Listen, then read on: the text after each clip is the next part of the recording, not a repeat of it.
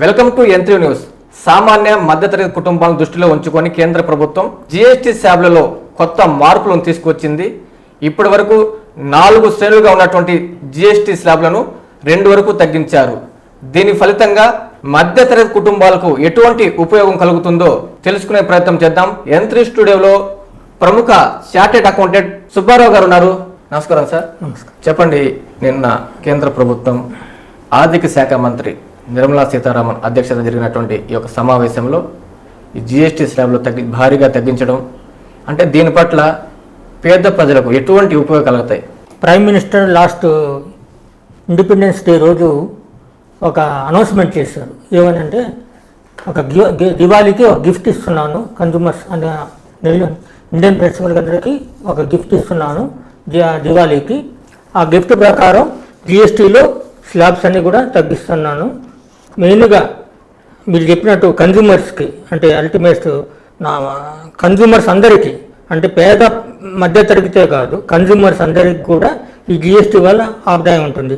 Rich person అయినా పేదోడైనా ఒక rate తగ్గితే కన్జ్యూమర్స్ అందరికి కూడా ఈ ఆదాయం ఉంటుంది. నాట్ ఓన్లీ అది రిచ్ పూర్ పీపుల్కి. సో మొట్టమొదటిగా దీని గురించి కొంత విశ్లేషణ చెప్పాలి. జిఎస్టీ అనేది ఈరోజు కొత్తగా వచ్చిన ట్యాక్స్ కాదు. ఎందుకంటే ఇది 8 సంవత్సరాల నుంచి మన దేశంలో అమల్లో ఉంది. 8 సంవత్సరాల నుంచి ప్రజలందరికీ కూడా జిఎస్టీ గురించి అవగాహన ఉంది.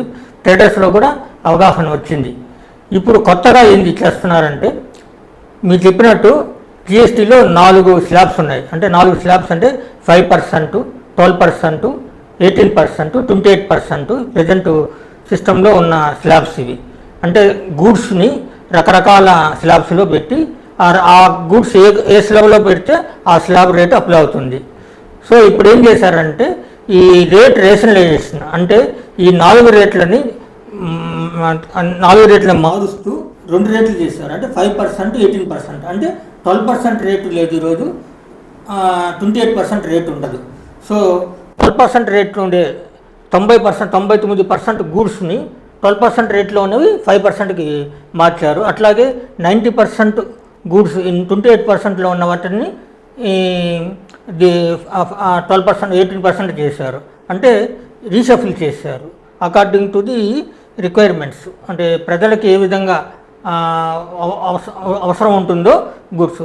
అంటే మీరు చెప్పినట్టు ఆల్ డైలీకి మనం ఉదయం లేచినప్పటి నుంచి పేస్టు, సబ్బు అన్నీ కూడా రేట్లు తగ్గించారు. దానివల్ల కన్జ్యూమర్స్కి కొనేవాళ్ళకి తక్కువ రేటుకి వస్తే అమౌంట్ మిగులుతుంది. ఈ విధంగా రీసెంట్గా ఇన్కమ్ ట్యాక్స్లో కూడా 12 లక్షల వరకు ట్యాక్స్ లేదని చెప్పారు. దానివల్ల ₹1,00,000 మిగులుతుంది. ఆ ₹1,00,000 ఎలా కన్జ్యూమ్ చేయాలి? కొత్త టీవీ కొనుక్కోవచ్చు, అట్లాగే ఫ్రిడ్జ్ కొనుక్కోవచ్చు. అవన్నీ కొనాలంటే రేటు తక్కువ ఉంటేనే వస్తారు. కాబట్టి రేటు తగ్గుతుంది కాబట్టి ఆ రేట్లన్నీ కనుక్కుంటారు. అట్లాగా దీనివల్ల ప్రతి కన్జ్యూమర్కి రేట్లు తగ్గుతాయి. రేట్లు అంటే 18%, 28% ఉండేవి 5%కి వచ్చాయి. కొన్ని 18% ఉండేవి 5%కి వచ్చాయి. 12% ఉండేవి 5%కి వచ్చాయి. కాబట్టి రేటు కన్జ్యూమర్కి తగ్గుతుంది. సో జిఎస్టీ అనేది కన్జ్యూమర్ పే చేసే ట్యాక్స్. ట్రేడరు చేయడు, మ్యానుఫ్యాక్చర్ చేయడు. వాళ్ళు ఏంటంటే కలెక్ట్ చేసి పే చేసేది. జిఎస్టీ అనేది కన్జ్యూమర్ పే చేసేది. కాబట్టి వాళ్ళకి కావాల్సిన వస్తువులు అంటే మీరు ఈరోజు మనం బయటకు పోయి ఏం వస్తువు కొన్నా, ఏ సర్వీసెస్ తీసుకున్నా, సపోజ్ టెలిఫోన్ మీద జిఎస్టీ కట్టాలి, బయటకు పోయి బట్టలు కొన్నా జిఎస్టీ కట్టాలి. అట్లా రకరకాల వస్తువుల మీద ప్రతి దాని మీద మనం జిఎస్టీ కడుతున్నాం. ఈ రేట్లు తగ్గించినందువల్ల ప్రతి కన్జ్యూమర్కి ఈ బెనిఫిట్ ఉంటుంది. Not only poor and middle class. అంటే మీరు చెప్పినట్లుగా పేస్టు, షాంపూ, సోప్లపై వీటిపై పన్ను ఎంతవరకు తగ్గించారంటారు? అంటే దానికి డిఫరెంట్ రేట్స్ ఉన్నాయండి. 18% ఉంటే 12% ఉంటే 5% చేశారు. అంటే ప్రోడక్ట్ని బట్టి అది పెద్ద లిస్ట్ ఉంది. కాబట్టి 12% ఉన్నాయంటే 5% అంటే 7% నుంచి 15% వరకు తగ్గుతుంది.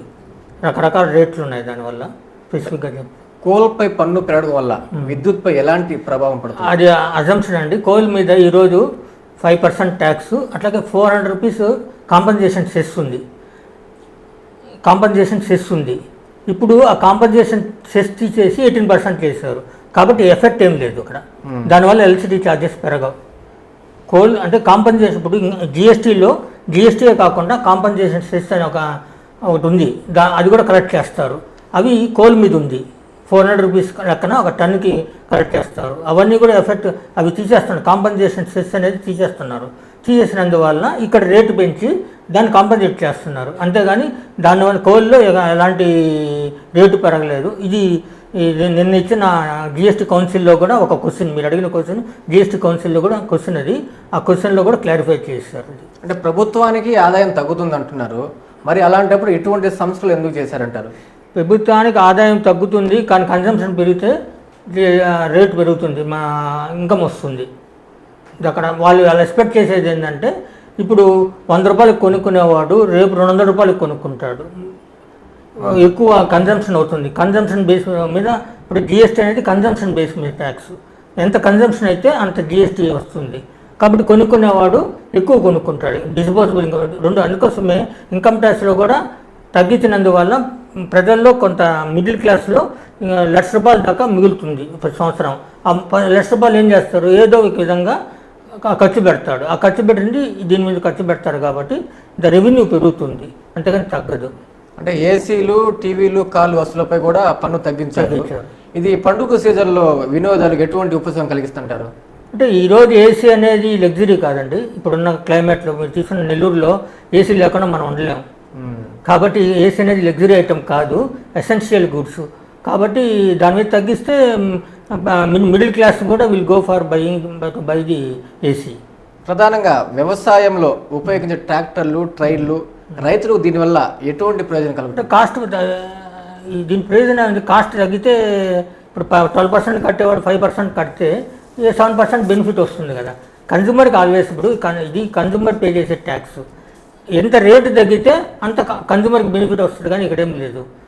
ఈ సంస్కరణలో అంటే గవర్నమెంట్ చూసేది ఓన్లీ కన్జ్యూమర్ దృష్టిలోకి పెట్టుకుని కాదు, ఒక వ్యాపారస్తుడు ఒక వ్యాపారం చేయాలంటే సింపుల్గా ఉండాలి. అవి కూడా సంస్కరణ తీసుకొని వస్తున్నారు. ఈజ్ ఆఫ్ డూయింగ్ బిజినెస్, వ్యాపారస్తుడు వ్యాపారం సింపుల్గా చేయగలిగితే పక్కన ఉన్న వాళ్ళు హ్యాపీగా ఉంటారు. వాళ్ళు బాగుండాలి, కన్జ్యూమర్ బాగుండాలి. సో ఈ సంస్కరణలు ఒక ఓన్లీ మిడిల్ క్లాస్ కోసమే కాదు, ఇది టోటల్ వర్షన్ 2. ఇది జిఎస్టీ అనేది 8 years అయిపోయింది, కానీ దాన్ని రివైజ్ చేయాలి. ఈ వర్షన్ 2లో ఏం చేస్తున్నారంటే కన్జ్యూమర్స్కి జిఎస్టీ బర్డన్ తగ్గిస్తున్నారు. అట్లాగే వీళ్ళు ఈజీగా బిజినెస్ కూడా బిజినెస్ ఒక 4-5 years బ్యాక్ ఎవరైనా బిజినెస్ చేయాలంటే మా జిఎస్టీ అంటే భయపడేవాడు. అంటే దానివల్ల దానికి కంప్లైంట్స్ ఎక్కువ ఉన్నాయి, జిఎస్టీ కంప్లైంట్ అని చెప్పి భయపడ్డాడు. అలాంటివన్నీ పోయి ఇప్పుడు వాళ్ళు కూడా ప్రతి ఒక్కడు వాలంటరీగా వచ్చి నేను జిఎస్టీ రిజిస్ట్రేషన్ తీసుకుంటాను అంటే అది ఒక భయాన్ని పోగొడుతున్నారు, ఈజ్ చేస్తున్నారు. ఇప్పుడు ఒకప్పుడు ఇన్కమ్ ట్యాక్స్ అంటే భయపడేవాళ్ళు, ఇప్పుడు ఇన్కమ్ ట్యాక్స్లో కూడా సంస్కరణ తీసుకొని వచ్చిన తర్వాత ప్రతి ఒక్కరు వాలంటరీగా వస్తున్నారు. ఒకప్పుడు ఇన్స్పెక్టర్ రాజు అంటారు, అంటే ఒక అజమాయిషి ఉండేది గవర్నమెంట్ దగ్గర. ఇప్పుడు అలాంటి అజమాయిషి లేదు, ఫ్రెండ్లీగా ఉన్నారు. కాబట్టి ఇన్కమ్ ట్యాక్స్లో కూడా ట్యాక్సెస్ పెరిగాయి, అట్లాగే జిఎస్టీలో కూడా పెరిగాయి. మనం ఈ జిఎస్టీ పెట్టినప్పుడు 80,000 80,000 వచ్చినప్పుడు ఈరోజు 250 lakhs అన్నీ ఇవన్నీ వాలంటరీగా వచ్చినాయి. ఇప్పుడు ప్రజలు ఎందుకు ముందుకు వస్తారు, ఏదైనా సింపుల్గా ఉన్నప్పుడు ప్రజలు అట్లా వచ్చినప్పుడు ఈ కొత్తగా ఈ రిజిస్టర్ అయ్యే వాళ్ళు ఇప్పుడు 1,20,00,000 మంది జిఎస్టీ పరిధిలో ఉన్నారు బిజినెస్ పీపుల్. అది 2 కోట్లకు దాకపోతుంది. దానికోసంగా రిజిస్ట్రేషన్ కూడా సింప్లిఫై చేస్తున్నారు.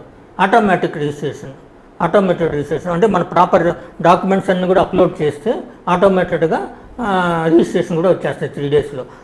ఈ సంస్కరణలో అది కూడా ఉంది.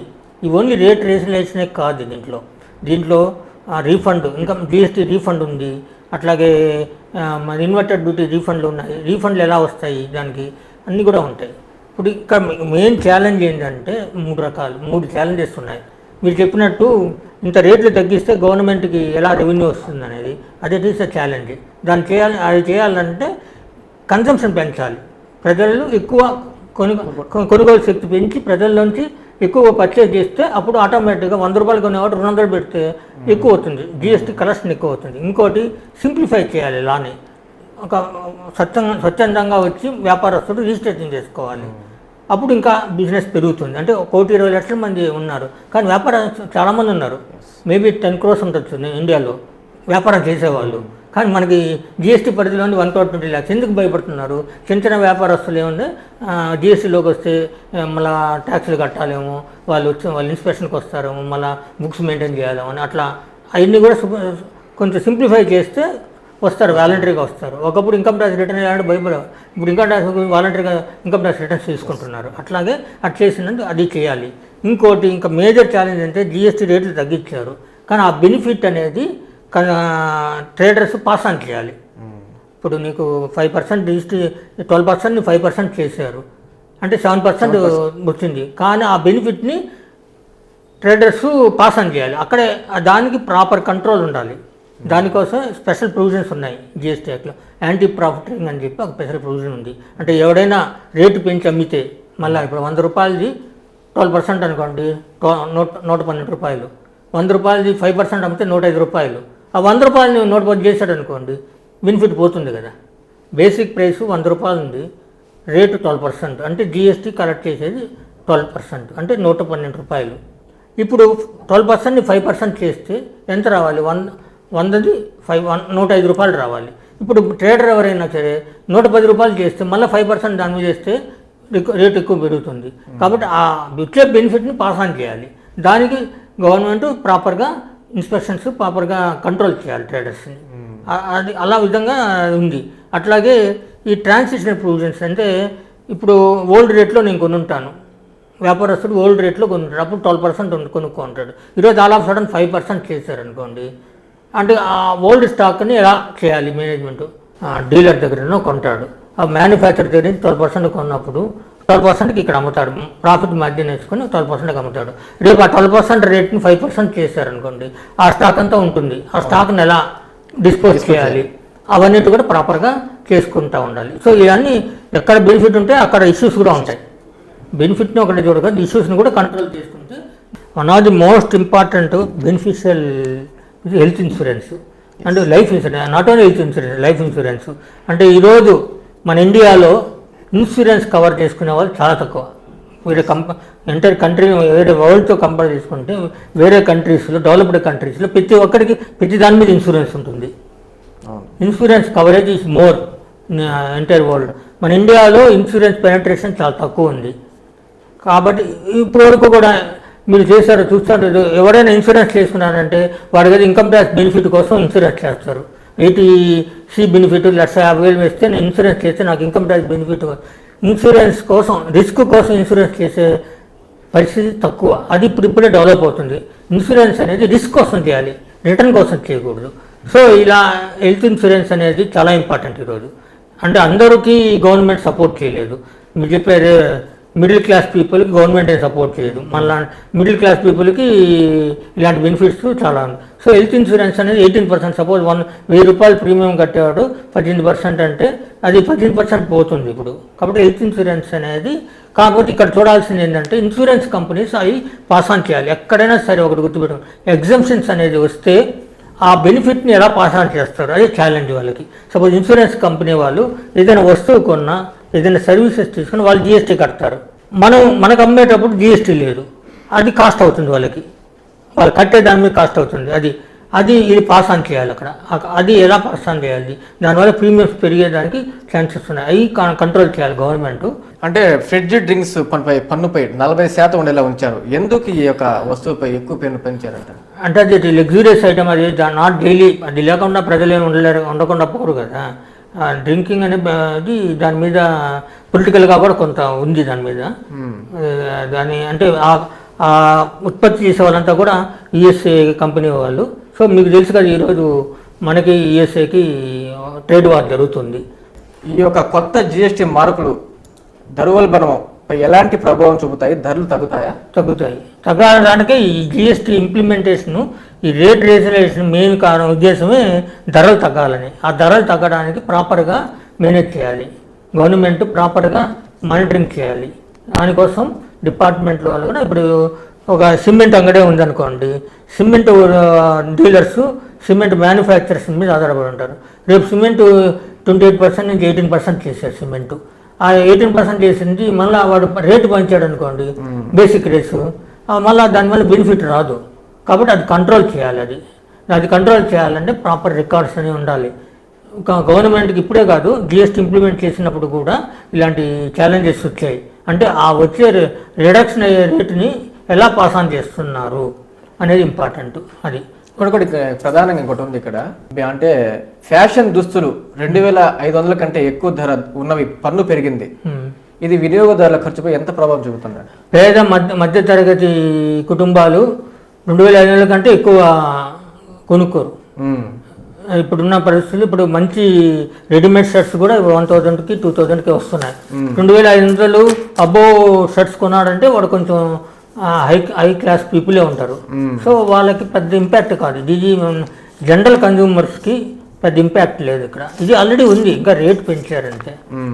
ఆల్రెడీ ఈ 2 స్లాబ్స్ అనేది దాంట్లో ఉంది. సపోజ్ నువ్వు హోటల్లో దిగాలి, హోటల్లో దిగినప్పుడు 7,500 రూపాయలు లోపల దిగిన రూమ్ రెంట్ అయితే ఒక రేటు, 7,500 అబోవ్ అయితే ఒక రేటు. సో అది 7,500 అబోవ్ తీసుకునేవాడు జిఎస్టీ గురించి పెద్ద ఆలోచించాడు. ఎందుకంటే ఏదో కంపెనీలో ఎగ్జిక్యూటివ్, కంపెనీ చీఫ్ ఎగ్జిక్యూటివ్, లేకపోతే కంపెనీలో చేసే ఎంప్లాయ్మెంట్లో ఉండేవాళ్ళు జిఎస్టీ గురించి ఆలోచించారు. ఎందుకంటే వాళ్ళు వాళ్ళకి లగ్జరీకి అలవాటు పడి ఉంటారు. సో వాళ్ళు చూసుకోరు. అదే ఇండివిజువల్, ఇప్పుడు మనం వేరే ఊరికి వెళ్ళాము, మనం 7,500 కంటే ఎక్కువ తీసుకోం, 7,500 రూపాయలు తక్కువ తీసుకుంటాం. సో ఇలాంటివి ఇవి కూడా లేకపోతే కలెక్షన్ రాదు కదా, గవర్నమెంట్కి రెవెన్యూ రాదు. సో మీరు చెప్పినట్టు పేద మధ్య తరగతి పిల్లలు ఏ విధంగా కూడా ఎఫెక్ట్ కాకుండా ఇది చూసుకుంటున్నారు. రేట్లు అనేది ఇప్పుడు కొన్ని గూడ్స్ మీద 40% కూడా ఉంది, డిమెరిట్ రేట్స్ అని చెప్పి. అవన్నీ కూడా టొబాకో వాటి మీద కొన్నిటికి, సపోజ్ ఐపీఎల్ మ్యాచ్కి వెళ్ళారు, ఐపీఎల్ మ్యాచ్లో 40% టికెట్ మీద. అదే మామూలు మ్యాచ్ ఏదైనా జరుగుతుంది అనుకోండి, అసలు 500 రూపీస్ టికెట్ లోపల అసలు ట్యాక్స్ లేదు. సపోజ్ ఇప్పుడు సినిమా థియేటర్కి వెళ్ళారు మీరు, 100 రూపాయల లోపలైతే ఇప్పుడు తగ్గింది. సామాన్య ప్రజలకు మీరు చెప్పారు కదా, కన్జ్యూమర్ అంటే అందరూ వస్తారు, ఆల్ కేటగిరీస్ వస్తారు, రిచ్, పూర్, మిడిల్. ఈ రేటు తగ్గినది నువ్వు రిచ్ అయితే ఈ రేటు, అంటే నువ్వు టూత్పేస్ట్ కొంటున్నప్పుడు రిచ్ అయినా అదే, పూర్ అయినా అదే, మిడిల్ అయినా అదే. ఎవరికైనా నేను టూత్పేస్ట్ కొనుక్కుంటే అదే రేట్ వస్తుంది. సపోజ్ ఒక సినిమాకి పోవాలి, నువ్వు రిచ్ అయితే మల్టీప్లెక్స్కి వెళ్తావు, 250 రూపాయలు పెట్టుకుంటావు, రేట్ ఎక్కువ. పూర్ అయితే మామూలు సింగిల్ థియేటర్కి వెళ్తాడు, 100 రూపాయలు లోపల పెట్టుకుంటాడు. అది ఇప్పుడు దానికోసం వాళ్ళ బెనిఫిట్ కోసం 18% అనేది 5% చేశారు. అంటే సినిమా థియేటర్ మనకి సామాన్య ప్రేక్షకులకి సినిమా చూడడానికి అవకాశం కలిగిస్తున్నారు. నిన్నటి నుంచి ప్రజలకు దీని గురించి ఈ యొక్క క్లారిటీ లేక కన్ఫ్యూజ్గా పడుతున్న నేపథ్యంలో మీ అమూల్యమైన సమయం కేటాయించి మా యంత్రి స్టూడియోకి వచ్చి ప్రజలకు స్పష్టంగా దీని గురించి తెలిసేలా చెప్పినందుకు మీకు ప్రత్యేక ధన్యవాదాలు తెలుసుకున్నాను. థ్యాంక్స్ అండి. ఇది మొత్తం మీద కేంద్ర ప్రభుత్వం జిఎస్టీ సేవలపై ఒక కొత్త మార్పు తీసుకొచ్చింది. దీనికి సంబంధించి యంత్రి స్టూడియోకి వచ్చి తమ అమూల్యమైన సమయం కేటాయించి ప్రజలకు స్పష్టంగా తెలిసే విధంగా చెప్పారు ప్రముఖ చార్టెడ్ అకౌంట్ సుబ్బారావు గారు. వారికి ప్రత్యేక ధన్యవాదాలు తెలియజేసే యంత్రి తరపున ఇది ఈరోజు ముఖ్య అతిథి మాతో. రేపు మరో కార్యక్రమం కలుసుకుందాం. చూస్తూ ఉండండి యంత్రి టీవీ.